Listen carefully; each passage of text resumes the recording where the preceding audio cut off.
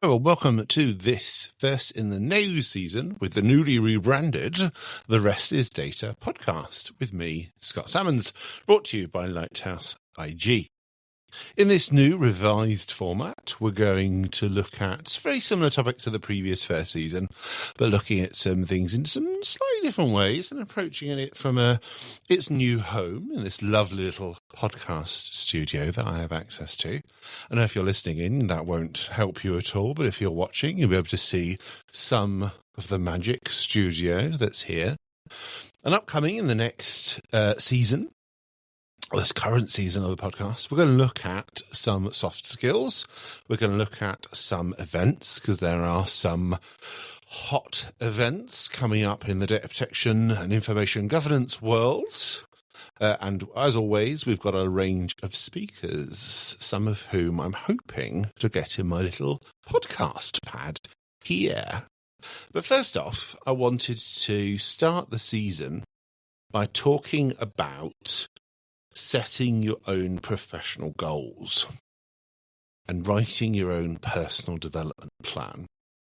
Because I'm going to imagine, and again, correct me if I'm wrong, but a lot of you will have your company or your organizational annual review plans, progression, the sorts of targets that you're set in order to get your salary increases and the bonuses and that sort of stuff. Or not, if you're in the public sector. And sometimes it reflects development, yes. And there are lots of good examples out there where your annual appraisal, your annual development plan, reflects you developing as a professional. It shows you growing. It's a genuine reflection of what your professional development should be. However, there are also lots of scenarios out there, and there's quite a few people that I come across when I talk about this that don't, where their professional development plan is, what's the word I'm looking for? Not an accurate reflection of what they do and how they do it, and doesn't really reflect progression. You're just ticking the corporate boxes, and that's about it. And there's nothing necessarily wrong with that at all, but it doesn't really help you as a professional. So my question to you all would be, have you actually sat down and gone, that really cheesy, where do you want to be in 5 years' time? Where do you want to be in 10 years' time? Where do you want to be in 50 years' time? It's a cheesy interview question. I know, I can hear you rolling your eyes through the airwaves. I really can. But actually, it's also a really good question for getting you to think about where it is you want to go. What do you want to do? Now, this applies to any profession, whether it's the data protection and information governance profession or any at all. We're not unique in that regard. But where we are a profession and where we have certain elements of practical knowledge, legal knowledge, practical application, experience, opportunity, etc., then it helps to plan, I find. So my starting question is, where do you see yourself? Where do you want to go? Building from that, how are you going to get there? So, for example, let's say you want to reach for the stars and you want to be a head of department or the assigned data protection officer or a senior. Like, for example, one of my goals before I went freelance was I always wanted to go down the CIRO route. At some point, being a CIRO, senior enough to lead, strategize, but also challenge risk and play devil's advocate. That obviously hasn't happened. But it did make me think, well, what are the skills of a CIRO? If you were to picture the most ideal senior information risk owner, SIRO, for those of you who don't know, what are their skills? What behaviours do they have? What experiences do they have? What makes a good CIRO? Data protection officer, DPO, FOI officer, records manager, data manager, whatever. What does good look like? If you were to say, that person, I want to be an effective data protection officer, for example, what does that look like to you specifically? Yeah, you can get input from other people, and I encourage you to do so. So look around for examples of good practice. But for you, what does a good DPO look like? Break that down into its parts. What experiences do they have? What skills do they have? Yes, qualifications, but this isn't a discussion about qualifications. We'll talk about that another time. But what qualifications do they have? What approaches do they have? What's their mindset? What soft skills do they have?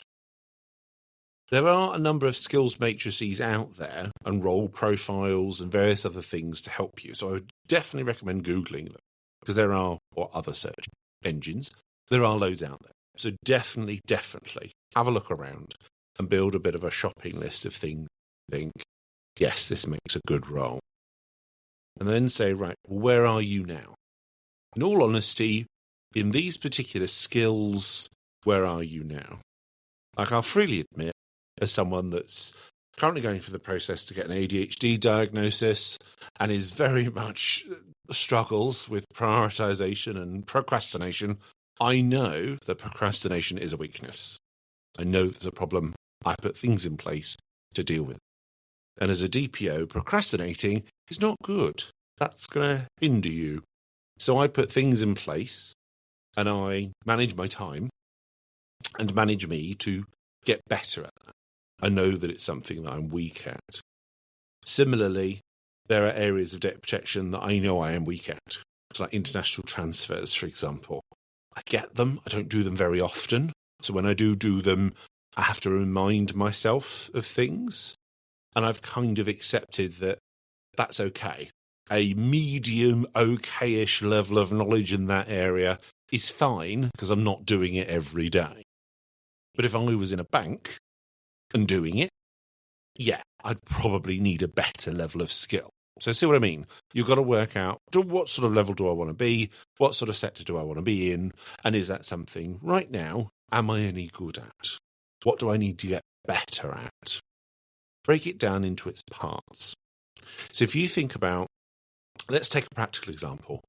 So if we take a records manager as an example, I know we're dancing about a bit, but I know there's a wide range of people that listen. So I want to give lots of examples. But if we take a records manager as an example, one of the things they have to do, or may well need to do if it hasn't been done already, is to implement an RM program and actually set up a series of controls, whether that's in SharePoint or other systems. They've got to do a piece of work and work with the business to come up with appropriate controls on how records are captured, stored, managed. That requires, yes, understanding of records management. Yep. All the core elements, all the core controls, understanding of SharePoint. Yep. You could easily roll off a list of that relatively easily. Just look at your job. What have you done in the last 3 weeks? So that'll probably give you a good indication of the sort of technical areas and expertise you need. But what about the softer stuff? So in order to implement that program, you've got to be a good communicator. What are your communication skills like? You've got to be a good negotiator. What are your negotiation skills like?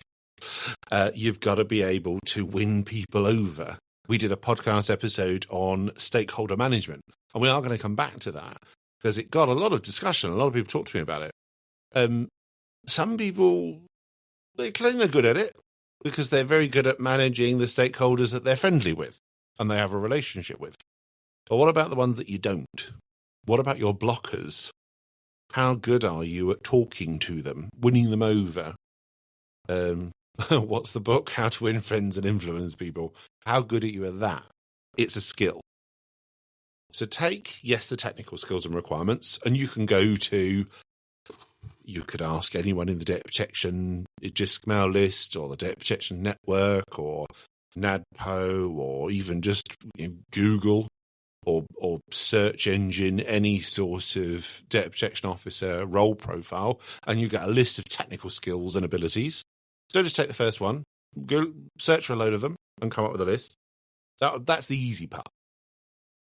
Then break them down into their parts. In order to do international transfers, what does that look like? In order to effectively assess a DPIA, what does that look like? in order to investigate a data breach. What does that look like? What skills do you need? Patience being an obvious one. So what are your patience skills like? Are you patient in a crisis? And then secondly, once you've got that list, and it can be as exhaustive or as non-exhaustive as you like, because again, it's yours. It's about where you want to be. If you want to enjoy the role, if you want to excel at the role, where do you want to be? And what sort of skills do you want to be good at that role? It's then okay, where are you now for each of those skills? Where do you want to be? So if I want to be as patient as a cat, how might I and where might I learn patience? Is it something that I can teach myself and learn and read things online? Do a little bit of emotional awareness to go when I'm overreacting and calm myself and whatever. I'm using myself in the generic term, by the way. I used to be very dramatic, but not so much anymore. Benefit of it. So where do you want to be and how are you going to get there? Some of those things will be experience. The more you do, the more you gain that skill or the more you gain that ability. So that patience comes with time, practice, control. Whereas other knowledge points could be formal courses, qualifications, those sorts of things, right the way through to, is it something that you could get internally? So does your employer have access to training, materials, internal courses, those sorts of things where you could get those opportunities? Even consider, I know everyone thinks that a mentor is something formal and maybe something a little, mentors aren't for me. I would challenge that notion and say, actually, they could well be. And it doesn't have to be anything formal, because there are bodies like the IRMS, various other organisations that do offer formal mentoring programs. But there are also the informal mentors. There's someone that you just respect, someone that you know. They don't have to be in the profession. They could be someone that you know that's got the patience of a saint. And if patience is that thing you want to learn or want to gain, then talk to them. Ask them. How do they do it? What process do they go through? Do they have a breathing thing they do? All those sorts of things. What is it? What knowledge could you learn from others? So pull it apart into its parts, almost like you would a shopping list. These are all the things that I want. These are all the things I want to do. And again, be selfish. Don't go, oh, I'll never get the money for that, or I'll never get opportunities for that. No. If you catch yourself going, oh, no, I wouldn't get the money for that, then give yourself a little tap on the wrist and go, Scott said, no. Put it on your list. Don't worry about money for the time being. This is just a list of everything. If you could wave a magic wand and get the skills, qualifications, experience that you want, what would you get? Once you've done that, then you can go into the realm of, right, what's going to cost money? What's going to take time? What's going to require resources from other people, etc. That way, then you can then be realistic about it. Like, for example, I would love to do my LLM in information rights. I would love to do it. That would make me very, very happy. As someone that didn't go to university, I went straight into work. I would love that experience and that knowledge and that formalizing, that's the word, of years of knowledge and experience. I would love to do it. However, being self-employed and so having limited time and limited money means that isn't going to happen anytime soon. So what can I do instead is my question. It's on the list. It's very much on the little Trello board that I've got of professional development. It's not on a Trello board anymore. I've moved it to Teams. It's on a little Teams planner board. And it's just like little Post-it notes, if you've ever used Planner, little Post-it notes of a link to the course, how much it costs. And then I break the buckets up into years. What's something I'm going to do this year? What's something I'm going to do next year? What's for the next 5 years, 10 years? Something that is on the wish list. If I get to it and I get the opportunity, I'll do it. That sort of thing. I think that works quite well. And that works well for me And I do set myself a target of every year I will do something. So, for example, last year I did my mental health first aider qualification because that's something that I've wanted to do for a while. And I started my level 3 qualification in teaching and learning. I need to finish that this year on a list of things to do. And hopefully, I should finish that in the early part of 2026. But I've also said this year, all right, one opportunity has presented itself to do an AI governance course. So I'm doing that. But a lot of it was opportunity. Some of it came up. It was an offer, and I went, oh, actually, that's on my list.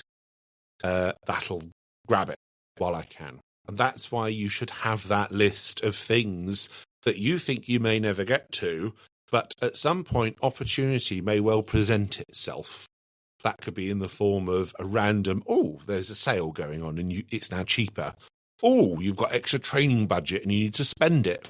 Oh, someone's dropped out. Do you want to do it? Or even if you've just been money away towards it and then suddenly you've got enough money to do it. That. Always, always, always have a shopping list of things you want to do. Yes, put money on them, but don't automatically discount them. That way then when an opportunity presents itself, you can grab it brilliantly. So start with, as in your 12-point plan, start with what do you want to be? What do you want to do? Research the skills, practical, soft skills, all of it, as to what you think a good role that you want to do looks like. Talk to others, which again is another benefit of getting an informal or formal mentor. Find out what they think is good as well. And then plan. Where am I right now? Just like you would any gap analysis, where am I right now with these requirements that I have to get to this role or do this thing? Are some of those my requirements? Are they from my organisation? And how can I get them? Are they something I can get internally? Is this something that's just an exposure thing? So the more I do it, the more I'll get it. Or is this something where I have to do a dedicated course, qualification, whatever, a structured thing, whatever that thing might be? Have a plan. From that, you can then start to ask.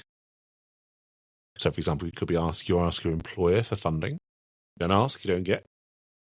Or you then start be on the lookout for opportunities, events that you can go to where you go, oh, actually, I want to get better at talking to people. Okay, networking is good for that, especially for events, so things like Privacy Space, NADPO, RMS, ARA, the DPAS conference. There's too many to mention, but a lot of them, especially Privacy Space, because I've been several times, and I would highly, highly recommend it for networking. Very, very good for that. Even if you're not naturally a networker, it's very relaxed and very, not forced, but you will get opportunities to talk to people, and you can brush off or dust off your social skills. So I would highly, highly recommend. So even little things like that, where it's look, I just want to get better at networking. I want to be able to talk to business areas and just have the courage to just go up to someone and say, hello, how can I help you? You get that from, it's going to sound weird, exposure. But that sort of, the more you are social, the more you put yourself in social situations, the more that's going to happen. Obviously, it's no golden bullet, but, it's the more you do it, the more easier it gets. And suddenly it becomes less of a thing. If that makes sense. So start with what you want. Start with, or then go to, what have you got? It's a benchmark. What are the gaps? And then where are you going to get them from? Is it something you can do yourself? Is it something you can do with your organisation? Is it something you can do with others? And I would strongly encourage you, if you don't ask, you don't get, to ask. Constantly ask. Even if you get told no once, fine.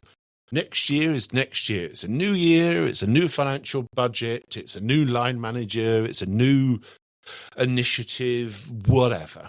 Time changes, circumstances change. So always, always, always ask, but have a plan. That way, then when they say yes, or life says yes, you can jump on it then and there. I'm a massive proponent of professional development. And if anyone does want to see the little planner that I've got, I'm not saying this is what you should aim for, so don't take mine as gospel and go, right, I'm just going to copy Scott's. Build your own, very much build your own. But if you do want to see how I've structured mine and how I police it and how I do second guess some of it and go, actually, do you know what? No, I don't think I'm going to do that. I'll take that off my list. So I'm constantly reviewing it, but how that helps me plan and helps me look to the future as to what I want to do, where I want to go, things I don't want to do and avoid. Because I'll be perfectly honest, contracts bore me to tears. So the thought of doing a contract management qualification, would probably be very useful. But am I going to rush to go out and do it? No, I'm not. So list everything, but then prioritise them like you would anything else. But yeah, if you do want to have a look at mine, then do feel free to get in touch, and I'll quite happily share that with you. Not a problem. So, professional development. Make sure it starts and ends with your plan. Even if you've got one for your business or your business gives you one for your annual development, make sure you've got one for you and where you want to go. Whether that's with the same organisation or with a different organisation, doesn't matter. One that's for you. But I would actively suggest that you have a look at the sum. Do your research, join a professional body. I know I'm biased, but join a professional body because that will massively help you out with that. And you can have a professional development plan. And that's everything we've got for you this week. As always, like, share and subscribe. And I look forward to seeing you at the next session.